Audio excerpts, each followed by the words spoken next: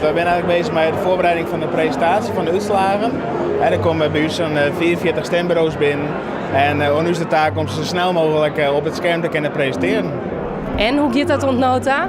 Nou, het gaat goed. We wachten nog eigenlijk op de laatste stembureaus. Dus het gaat eigenlijk heel aardig. Het is nu al wat 12 en we verwachten zo snel mogelijk de laatste stembureaus te kunnen presenteren.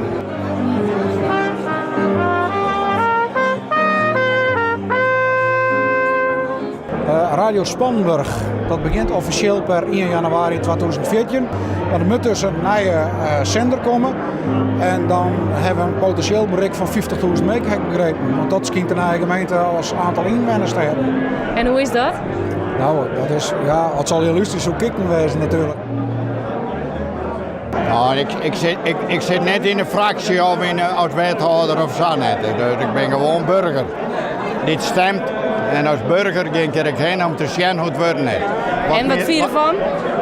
Wat vind je ervan? Wat me het meest bekruttert dat iedereen net meer komt te stemmen. Dat vind ik heel slim. De zetelverdeling. Voorlopige uitslag, hè? FNP, wie is correct? Jongen. En bloot op 9.